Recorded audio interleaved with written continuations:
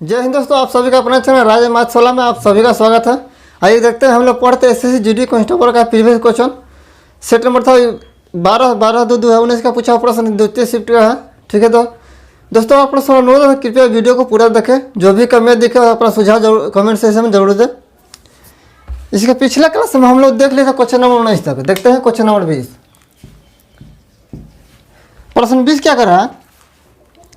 8 संख्याओं का औसत 44 है। यदि प्रत्येक संख्या में y जोड़ दिया जाए तो औसत 47 बन जाता है। तो y का मान क्या है?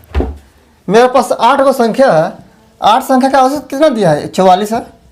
अब कह रहा कि प्रत्येक संख्या में y जोड़ते हैं, मतलब हर संख्या में y जोड़ दें। तो अब 8 संख्या का औसत कितना होगा? 47। देखिए, और मेरा औसत जिस संख्या का औसत दिया है, सभी संख्या में समान संख्या से गुना करते हैं, समान संख्या से भागा करते हैं, या समान संख्या जोड़ते हैं या समान संख्या से घटाते हैं। तो मेरा औसत में भी उसी संख्या से गुना भागा जोड़ घटा होगा। ठीक है, तो देखिए सभी संख्या में y जोड़ रहे हैं, सभी संख्या में y और जोड़ रहे हैं, सभी संख्या में y जोड़ रहे हैं, तो 8 संख्या में जुटेगा। 8 संख्या में जुट रहा, तो मेरा औसत में कितना वृद्धि हुआ है? 3 का। औसत में पहले 44 था, अब होगा 47। तो कितना बढ़ा? 3। यानी y का मान कितना गया? y का मान आ गया 3। सभी संख्या में जिस संख्या को जोड़ते हैं तो मेरा औसत में उसी संख्या का जुटता है। सभी संख्या में जिस संख्या को घटाते हैं उसी औसत में उसी संख्या को घटता है। तो यहाँ औसत में 3 वृद्धि हो रहा, तो y सभी संख्या में y जोड़ रहा था, तो y किसके बराबर हो गया? 3 के बराबर हो गया। ठीक है, ऑप्शन कितना आ गया? Option number A.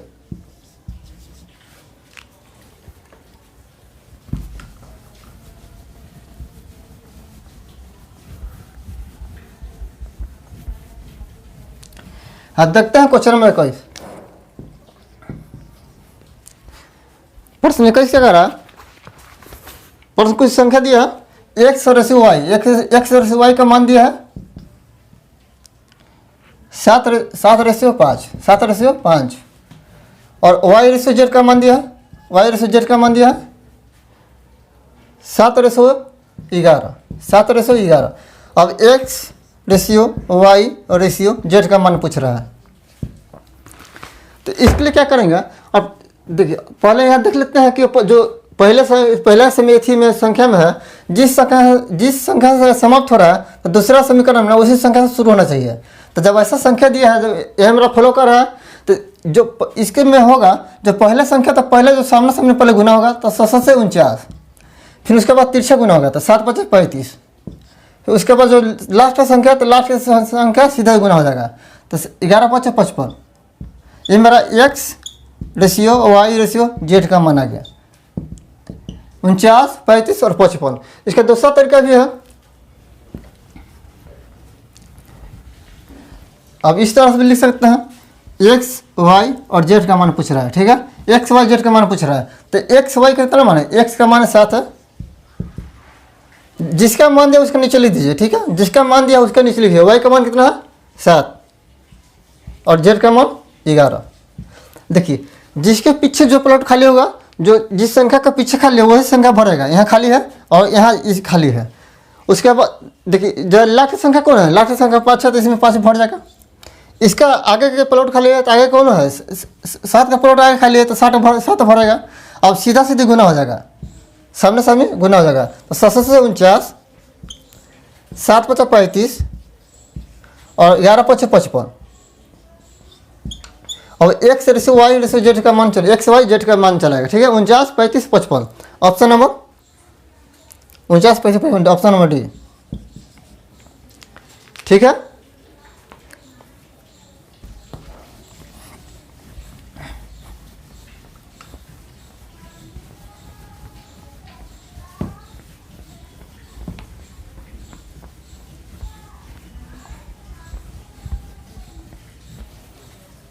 देखते हैं क्वेश्चन नंबर 22।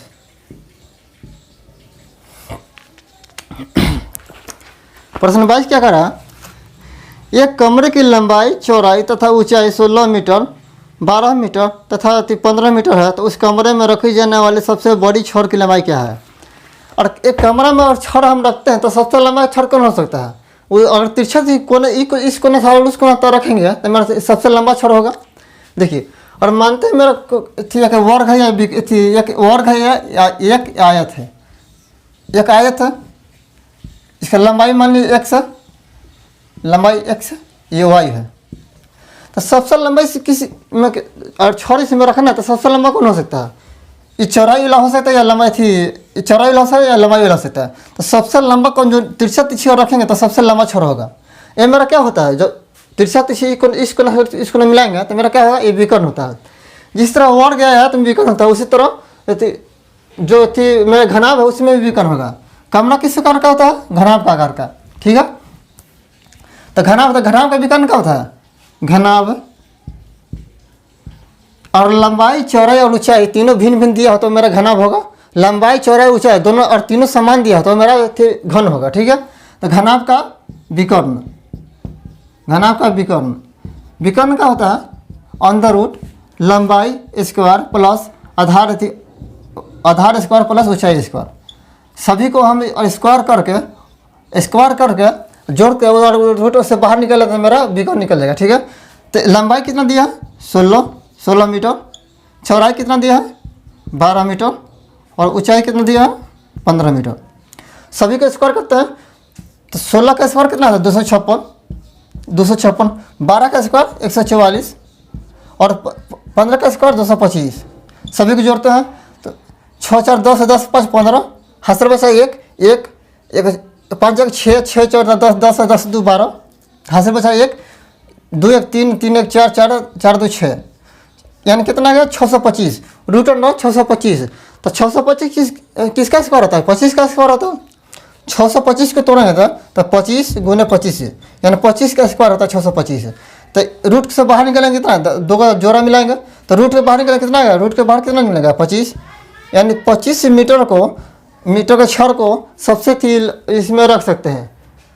16 मीटर लंबा, 12 मीटर चौड़ा और 15 मीटर ऊंचा घर में सबसे लंबा 25 मीटर छड़ को हम रख सकते हैं, ठीक है।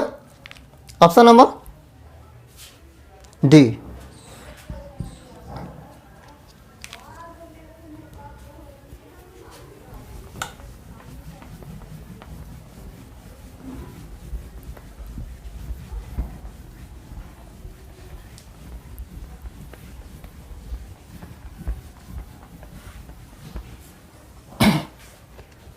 देखते हैं क्वेश्चन नंबर 23।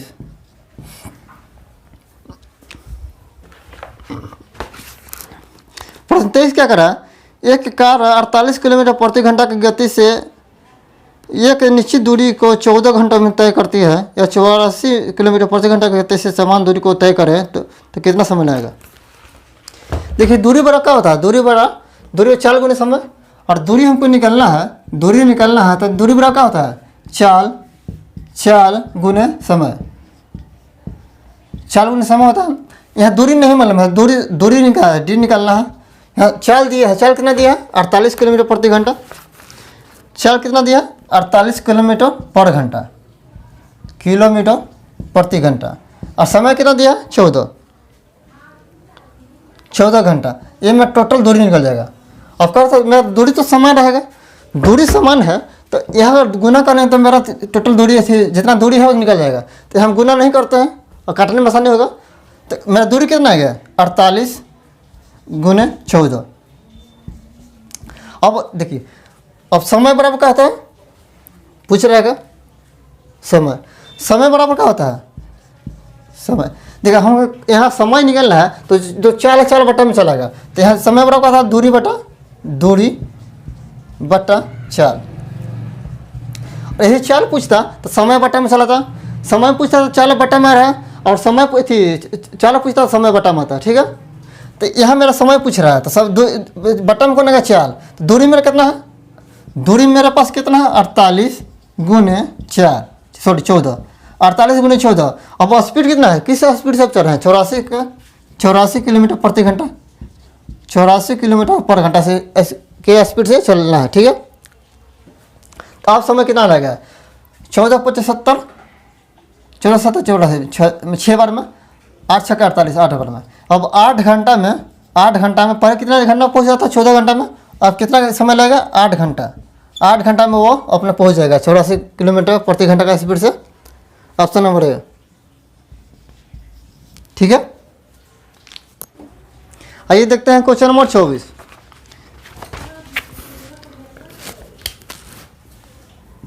प्रश्न 24। प्रश्न 24 क्या कर रहा है?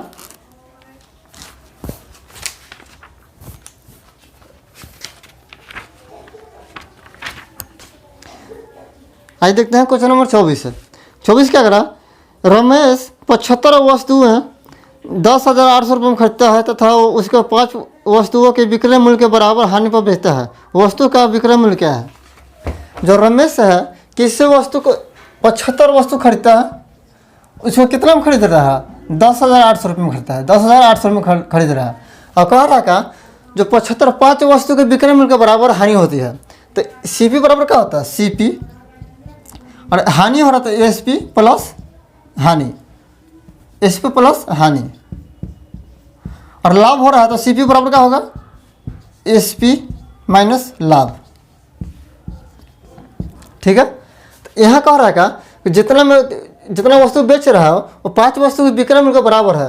तो मान लिया कि वस्तु का SP कितना है? X मान लिया X रुपये है। X रुपये है तो किसके बराबर होगा? X वस्तु है तो CP किसके बराबर? 75 वस्तु का CP, 75 वस्तु का CP, 75 SP। अगर हानि हो रहा था प्लस जोड़ेंगे प्लस 5 SP के बराबर है। ठीक है, तो 75 CP बराबर किसका बराबर है? 80 SP के, 80 SP। तो CP और SP का रेशो निकलेगा CP और SP। और यहाँ एक समान है तो मेरा कितना होगा? 80x बटा 70, 75x। देखिए 75 वस्तु का क्रय मूल्य कितना है? 75 वस्तु का क्रय मूल्य कितना है? 10,800 रुपये। 75 वस्तु का क्रय मूल्य 10,800 रुपये। तो जितना और 5 वस्तु और 75 वस्तु बेच रहा हो रमेश, 75 वस्तु बेच रहा है तो 5 वस्तु के विक्रय मूल्य के बराबर हानि हो रहा है। तो किसका बराबर हो रहा है? 5 वस्तु के विक्रय मूल्य, या 5 वस्तु के SP के बराबर हो रहा है। तो CP किसके बराबर है? 75 वस्तु का बेच रहा है तो 75 SP प्लस, ये तो हानि कितना हो रहा है? 5 SP के बराबर। तो यानी अब SP कितना हो गया? 80 SP किसके बराबर है? 75 CP के। तो यहाँ CP और SP का रेशियो निकल गया कितना? CP कितना है? 80x और SP का 75x। तो CP कितना है? 80x का मान कितना है? CP में कितना है? 10,800 के बराबर है। तो यहाँ x का मान निकल जाएगा। x का मान कितना है? 0 0 कैंसिल होगा, 8 का 8, 2 8 3 24, 8 5 40, यानी 135। x का मान कितना है? 135 रुपये। विक्रय मूल्य कितना आ गया? 135 रुपये। B, option number B। ठीक है ना? कोई क्वेश्चन अगर समझ में नहीं आया तो अपना कमेंट से सहमति पूछ लीजिएगा, उसके बाद में बता दिया जाएगा। ठीक है,